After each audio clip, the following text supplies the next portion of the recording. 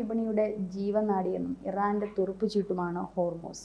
ഈ ഹോർമോസ് അടച്ചാൽ അത് ഇന്ത്യയെ ബാധിക്കുമോ? മറ്റേതൊക്കെ രാജ്യങ്ങളെ ബാധിക്കും? ഹോർമോസ് അടച്ചാൽ ലോക ഇക്കോണമിയെ ബാധിക്കും. എണ്ണ വ്യാപാരത്തിൻ്റെ നല്ലൊരു പങ്ക്, ഈ മിഡിൽ ഈസ്റ്റിലുള്ള എണ്ണ വ്യാപാരം നല്ല പങ്ക് കടന്നു വരുന്നത് ഹോർമോസിലൂടെയാണ്. സ്വാഭാവികമായിട്ടും അത് ഓയിൽ ക്രൈസിസ് ഉണ്ടാക്കും. ഇറാൻ ചിലപ്പോൾ അത് അടച്ചൊന്നും വരും. അടയ്ക്കാനും കാരണം എന്ന് വെച്ചാൽ അങ്ങനെയാണ് അവർക്ക് ലോകത്തെ പ്രഷറൈസ് ചെയ്യാൻ പറ്റുള്ളൂ. എണ്ണ വില കൂടിക്കഴിഞ്ഞാൽ എല്ലാ സാധനത്തിനും വില കൂടും. ലോകത്തുള്ള റെജീംസിലെല്ലാം അത് വലിയ പങ്ക് പ്രശ്നമായിട്ട് മാറും. അപ്പം അത് അവരുടെ ടാക്റ്റിക്കലായിട്ടുള്ള ഒരു ഇടപെടലായിരിക്കും. അടയ്ക്കുകയാണ്. പക്ഷേ അതിൻ്റെ പ്രശ്നം ഇന്ത്യ ഉൾപ്പെടെയുള്ള ശത്രുക്കൾ അവർ കൂടുതൽ പിന്നെ എന്താ പറയുക, ഉള്ള ബന്ധം വഷളാകാൻ സാധ്യതയുണ്ട്. അത്രയ്ക്ക് പ്രധാനപ്പെട്ട ഒന്നാണോ? അതെ. അതിൻ്റെ പ്രത്യേകത എന്തുകൊണ്ടാണ്? അതുവഴിയാണോ ഏറ്റവും കൂടുതൽ ചരക്ക് കപ്പലുകൾ പോകുന്നത്? അതതിൻ്റെ കിടപ്പ് തന്നെയാണ്. ചെങ്കടൽ തീരത്തുള്ള അതിൻ്റെ ആ കിടപ്പ് തന്നെയാണ്. കാരണം അവിടെയാണല്ലോ ഏറ്റവും കൂടുതൽ പിന്നെ എണ്ണ ഉൽപ്പാദിപ്പിക്കുന്ന ആരൊക്കെയാണ്? ഈ മിഡിൽ ഈസ്റ്റ് രാജ്യങ്ങളാണ്. പിന്നെയുള്ള വെനിസ്വേല പോലെയുള്ള രാജ്യങ്ങൾ ഉൽപ്പാദിപ്പിക്കുന്നുണ്ട്. പക്ഷേ അത് വേറെ റൂട്ടാണ്. അതിൻ്റെ നമ്മളേറ്റവും കൂടുതൽ ഇറാനിയൻ അല്ലെ മിഡിൽ ഈസ്റ്റ് ഓയിലിനെയാണ് നമ്മളേറ്റവും കൂടുതൽ ഡിപ്പെൻഡ് ചെയ്യുന്നത്, റഷ്യയിലെ പ്രകൃതിവാദം. അപ്പം നമ്മളെപ്പോലെയുള്ള ഇക്കോണമി അത് വളരെ നെഗറ്റീവായിട്ട് ബാധിക്കും. അതാണ് ഇതിൻ്റെ ഒരു പ്രധാനപ്പെട്ട കാര്യം. ലോകത്തുള്ളപ്പം മൊത്തം എണ്ണയുടെ ചരക്ക് നീക്കത്തിൽ 50% വരുന്നത് ആ വഴിയാണ്. അപ്പോൾ അത് ബ്ലോക്ക് ആകുമ്പോൾ സ്വാഭാവികമായിട്ടും എന്ത് ചെയ്യും? പൈസ, എണ്ണയ്ക്ക് വില കൂടും.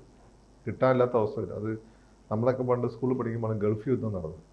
എനിക്ക് ഓർമ്മ ഉണ്ടാവും. പെട്രോളിന് വേണ്ടി ബസ്സുകളില്ലായിരുന്നു, അതിലോട്ട് ഓട്ടോകളില്ലായിരുന്നു, ഒക്കെ ക്യൂ ആയിരുന്നു, കിലോമീറ്റർ. അന്ന് ഇത്തരം വണ്ടികളില്ല. ഞാനല്ലെങ്കിൽ അന്ന് ഇത്തരം വണ്ടികളുടെ അവസ്ഥ എന്തായിരിക്കും? കിലോമീറ്ററുകൾ നീളുന്ന ക്യൂ ആയിരിക്കും. ഇതിൻ്റെ വേറൊരു കാര്യം എന്ന് വെച്ചാൽ അവരങ്ങനെ ഒരു നീക്കം നടത്തി കഴിഞ്ഞാൽ അപ്പുറത്ത് അമേരിക്കയും സഖ്യകക്ഷികളും ചിലപ്പം നേവൽ യുദ്ധം തുടങ്ങും. നേവൽ യുദ്ധം തുടങ്ങിയത് ഒരു പൂർണ്ണ യുദ്ധത്തിലേക്ക് കൊണ്ട് മാറും. പൂർണ്ണ യുദ്ധത്തിലേക്ക് സ്വാഭാവികമായും വലിയ തിരിച്ചടികളുണ്ടാവും. എണ്ണക്കപ്പലുകൾ, ടാങ്കറുകൾ ആക്രമിക്കപ്പെടാം. ഇപ്പം ഇറാഖ് യുദ്ധത്തിൻ്റെ സമയത്ത് എണ്ണ ടാങ്കറിൽ നിന്ന് എണ്ണ ചോർന്നിരുന്നു. അങ്ങനെ ഒരുപാട് പക്ഷികൾ അന്ന് മരിച്ച്, ജീവജാലങ്ങൾക്ക് നാശമുണ്ട്. അത് എക്കോസിസ്റ്റം തകർന്നത്, പിന്നെ ഈ ഓയിലിന് വില കൂടിയത്, ഇതൊക്കെ നമ്മൾ കണ്ടതാണ്. അതിൻ്റെ ഒരു ചെറിയ പതിപ്പായി മാറാം. അതുകൊണ്ടാണ് ലോകരാജ്യങ്ങളൊന്നും തന്നെ ഇതൊരു എസ്കലേറ്റ് ചെയ്തെന്ന് ആഗ്രഹിക്കുന്നത്. എസ്പെഷ്യലി ചൈന പോലുള്ള രാജ്യങ്ങൾ. ചൈന അവർക്ക് ഫ്രണ്ട് എന്ന നിലയിൽ മാത്രമല്ല, ചൈന വളർന്നു വരുന്ന ഇക്കോണമിയാണ്. അപ്പോൾ വളർന്നു വരുന്ന ഒരു ഇക്കോണമിയെ സംബന്ധിച്ചിടത്തോളം ഒരു ക്രൈസിസ് ഉണ്ടായിക്കഴിഞ്ഞാൽ അത് അവരെ പല രീതിയിൽ പിന്നോട്ട് പോയി. ഇപ്പം തന്നെ അവർ കോവിഡിന് മുമ്പ് തന്നെ അവരുടെ നാട്ടിലൊരു ഇക്കണോമിക് റിസഷൻ ഉണ്ടായിരുന്നു. ഒരു സാച്ചുറേഷൻ പോലെ പിന്നോട്ട് പോയിരുന്നു. അതിൻ്റെയൊക്കെ ഒരു പ്രശ്നം ഓവർകം ചെയ്തു വരികയാണ്. ഇപ്പം ലോകത്തിപ്പോൾ ഒരു സംഘർഷം ഉണ്ടാക്കാൻ ചൈനയെ ഏറ്റവും നെഗറ്റീവായി ബാധിക്കും. അതാണൊരു കാര്യം. റഷ്യയെ ഇത് നെഗറ്റീവായിട്ട് ബാധിക്കും. അമേരിക്കയെ സംബന്ധിച്ചിടത്തോളം അവരിപ്പോൾ ഷെൽ ഓയിൽ ഉൽപ്പാദിപ്പിക്കുന്നുണ്ട്. പിന്നെ വലിയ ഓയിൽ റിസർവ് ഉണ്ട് അവർക്ക്. ഇവിടേക്കുള്ള എണ്ണ അരാംകോയിലൊക്കെ എണ്ണ കൊണ്ടുപോയി അവിടെ അവർ സൂക്ഷിച്ചിട്ടുണ്ട്. വെനിസ്വേല പോലുള്ള രാജ്യങ്ങളിൽ എണ്ണ അവൈലബിൾ ആണ്.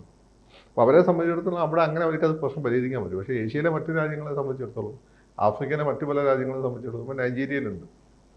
അപ്പോൾ ഇവരെയൊക്കെ സംബന്ധിച്ചിടത്തോളം ഈ മിഡിൽ ഈസ്റ്റിലെ ഓയിൽ വളരെ നിർണായകമായിട്ടുള്ള ഘടകമാണ്. അത് മാത്രമല്ല, ചരക്ക് നീക്കത്തെയും ബാധിക്കും. ആ മേഖലയിൽ പ്രശ്നം വരുമ്പോൾ അപ്പോൾ സൂയസ് കനാല് പോലെയുള്ള തിരക്കേറിയ വാണിജ്യപാതകൾ കടന്നു പോകുന്ന, കടൽപ്പാതകൾ കടന്നു പോകുന്ന ആ ഏരിയയിൽ കൂടെയാണ്. അതിനെല്ലാം അത് ബാധിക്കും. എന്നാണ് പ്രശ്നം. അങ്ങനെ തന്ത്രപരമായൊരു ഇടത്താണ് ഇതിൻ്റെ കിടപ്പ്. ഇടയ്ക്ക് ചരക്ക് കപ്പലുകൾ തീ പിടിച്ചു എന്നുള്ളത് ഒരു വാർത്തയൊക്കെ. സൂയസ് കനാലിൽ തന്നെ ഒരു കപ്പൽ ഏഷ്യയിലും ഒരു കപ്പൽ ഒരു ഭാഗം ഏഷ്യയിൽ ഒരു ഭാഗം ആഫ്രിക്കയിലായിട്ട് ബ്ലോക്കായി പോയിരുന്നു. അപ്പോൾ സൂയസ് കനാൽ വഴിയുള്ള ഈ പറയുന്ന കപ്പൽ ഗതാഗത തടസ്സം വന്നു. അന്ന് ലോകത്ത് അത് വളരെ നെഗറ്റീവായി ബാധിച്ചിരുന്നു. കാരണം പിന്നെ കപ്പലുകൾ മൊത്തം ഈ പണ്ട് വാസ്കോഡ ഗാമ വന്ന വഴി കറങ്ങി വേണം വരാൻ. മനസ്സിലായില്ലേ? ഒരു മണിക്കൂർ കൊണ്ട് ചെയ്യേണ്ട ഒരു യാത്ര 24 മണിക്കൂർ കൊണ്ട് ചെയ്യേണ്ട അവസ്ഥയാണ്. ആഫ്രിക്ക മുൻപ് മൊത്തം ചുറ്റി വേണം വരാൻ. അങ്ങനെ ഒരു പ്രോബ്ലം ഉണ്ട് അവിടെ.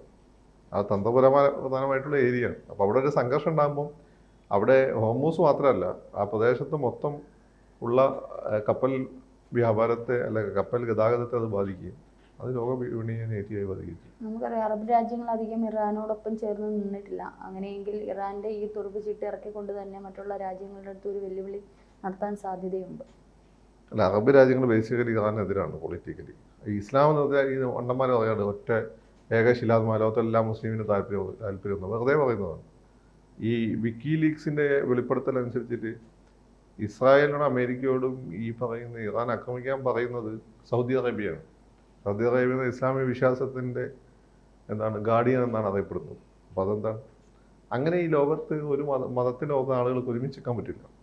അങ്ങനെയാണെങ്കിൽ ക്രിസ്ത്യാനികൾ ഇന്ന് പല രാജ്യങ്ങളാവേണ്ട ആവശ്യമുണ്ട്, മുസ്ലിങ്ങൾ പല രാജ്യങ്ങളാവേണ്ടോ? ഇല്ല. അതൊക്കെ ആദ്യം തോന്നുന്നതാണ്. മതം ആദ്യം നമ്മളെ സംബന്ധിച്ച് യോജിപ്പിക്കുന്ന ഒരു ഘടകമായി, പക്ഷേ പിന്നെ അത് മറ്റ് വൈരുദ്ധ്യങ്ങൾ പുറത്തുകയാണ്. അറബി മുസ്ലിങ്ങൾ ഒരിക്കലും നോൺ അറബ് മുസ്ലിങ്ങളെ തുല്യരായ മുസ്ലിങ്ങളായി അംഗീകരിച്ചിട്ട് പോലില്ല. ഇപ്പോൾ കേരളത്തിലെ മുസ്ലിംസ് ഇസ്ലാം എന്ന് പറഞ്ഞാൽ ആകെ നടക്കുന്ന അറബീൻ്റെ അടുത്ത് അറബി എന്താ പറയും, ഹറാമി എന്ന് പറയും, അത്രയേ ഉള്ളൂ. അത് ഗൾഫ് പോയവരോട് ചോദിച്ചാൽ അവർ പറയും. ഉത്തരേന്ത്യക്കാരുടെ അടുത്ത് പോയി സൗത്ത് ഇന്ത്യക്കാർ മദ്രാസ് ഇപ്പം ഹേമാമാലിനെ വരെ മദ്രാസിൽ നിന്ന് വിളിച്ചിട്ടുണ്ട്. പിന്നെ അല്ലെ രഞ്ജിനീൻ്റെ കാര്യം, അതാണ് അതിൻ്റെ കാര്യം. അപ്പം അതൊരു വാസ്തവമാണ്. മതത്തിലൊന്നും മനുഷ്യനെ ഒന്നിപ്പിക്കാൻ പറ്റില്ല. മനുഷ്യനെ ഒന്നിപ്പിക്കാൻ മനുഷ്യത്വത്തിന് മാത്രമേ പറ്റുള്ളൂ. അതിന് മനുഷ്യത്വമാണ് വളർത്തേണ്ടത്. ഇറാനുമായി നല്ലൊരു ബന്ധം ഇന്ത്യക്കുമുണ്ട് ഈ ഒരു വിപണിയുമായി ബന്ധപ്പെട്ട്. അപ്പോൾ അങ്ങനെയാണെങ്കിൽ ഈ ഒരു എണ്ണവില വർധനവ് ഇന്ത്യയെ സാരമായി ബാധിക്കില്ലേ? ഇപ്പോൾ തന്നെ ചില വർധനവുകൾ നമ്മളിങ്ങനെ പിടിച്ചിരിക്കുന്നത് ഇറാനുമായിട്ടുള്ള ഈ എണ്ണ വ്യാപാരത്തിലൂടെ. അത് നമുക്ക് ലാഭകരമാണ്. അവിടെ നിന്ന് എണ്ണ ഉണ്ടോയെന്ന് റിഫൈൻ ചെയ്ത് നമ്മൾ മറ്റു വല്ലതും വിൽക്കുന്നുണ്ട്. അപ്പം അതിനൊക്കെ അത് നെഗറ്റീവായി ബാധിക്കും. നമ്മുടെ ഇക്കോണമി ആ അർത്ഥത്തിൽ അത് നെഗറ്റീവായി ബാധിക്കും. അതുകൊണ്ടാണ് ഇന്ത്യ ഉൾപ്പെടെയുള്ള രാജ്യങ്ങളെ പ്രഷറൈസ് ചെയ്യാന്നുള്ള ഉദ്ദേശത്തിന് പിന്നിലുണ്ടാവും. കാരണം ഇന്ത്യ ഇസ്രായേലിൻ്റെ അടുത്ത സുഹൃത്താണ്. പ്രഷറൈസ് ചെയ്യാന്നുള്ള ഉദ്ദേശം കൂടി ഇതിൻ്റെ ഭാഗമായിട്ടുണ്ടാവാം.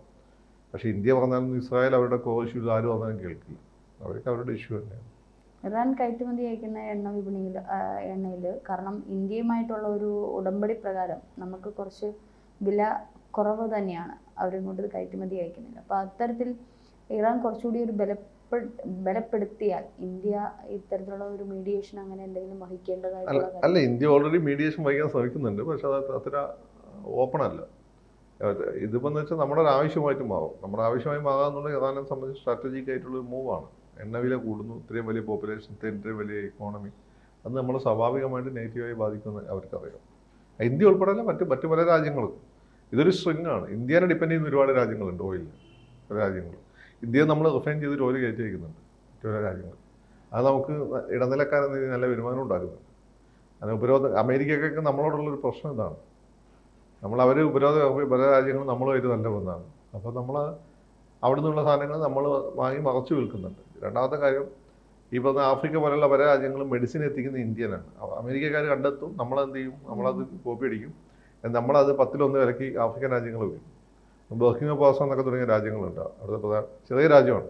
അവിടെയൊക്കെ ഇക്കോണമിയിൽ ഇന്ത്യക്ക് വളരെ വലിയ സ്വാധീനമാണുള്ളത്. നല്ല രീതിയിൽ ഇസ്രായേൽ ഇറാനെ അടിക്കുന്നുണ്ട്. നല്ല രീതിയിലുള്ള പ്രഹരം അവർ കേൾക്കുന്നുണ്ട്. നിവൃത്തിയില്ലാണ്ട് ഇപ്പോൾ ക്ലസ്റ്റർ ബോംബുകൾ വരെ ഇറാൻ ഉപയോഗിച്ച് തുടങ്ങി എന്നുള്ളതാണ്. ഈ നിവൃത്തി കെട്ടാൽ മറ്റു വലിയ രീതിയിലേക്ക് പോകില്ല. കാരണം ഒരു തരത്തിലും ഇറാൻ ഇതിൽ നിന്ന് പിന്മാറില്ല എന്നുള്ളതാണ് വരുന്ന വാർത്ത. അല്ല, ആത്മാഭിമാനമുള്ള രാജ്യത്തിന് അങ്ങനെ പിന്മാറാൻ പറ്റും. ഒന്നാമത്തെ കാര്യം, നിങ്ങൾ ആത്മാഭിമാനമുള്ള രാജ്യമാണ്, നിങ്ങൾക്ക് പിന്മാറാൻ പറ്റും. രണ്ടാമത്തെ കാര്യം, ഇറാൻ അയാത്തുള്ള ഖൊമൈനിക്കെതിരെയാണ് ഈ യുദ്ധം. അവിടെയാണ് നമുക്ക് കണ്ടീഷൻ. അതിനൊക്കെ ഖൊമൈനിയുടെ ഭരണം അവസാനിക്കാൻ ആഗ്രഹിക്കുന്നില്ല. പക്ഷേ ഖൊമൈനിയുടെ ഭരണത്തിൻ്റെ പ്രശ്നം എന്ന് വെച്ചാൽ ഖൊമൈനിയെ ഒരു വ്യക്തിയെ കൊന്നുകൊണ്ട് ആ ഭരണം തീരില്ല. അതൊരു സിസ്റ്റമാണ്. ആ സിസ്റ്റത്തെ പൂർണ്ണമായി നശിപ്പിക്കണം. അതിന് ഇന്റേണലി എക്സ്റ്റേണലി ആയിട്ടുള്ള പ്രഷർ വേണ്ടി വരും. കൂടുതൽ വാർത്തകളും വിശേഷങ്ങളും നിങ്ങളിലേക്ക് എത്താൻ ABC മലയാളം സബ്സ്ക്രൈബ് ചെയ്യുക, ബെൽ ബട്ടണും അമർത്തുക.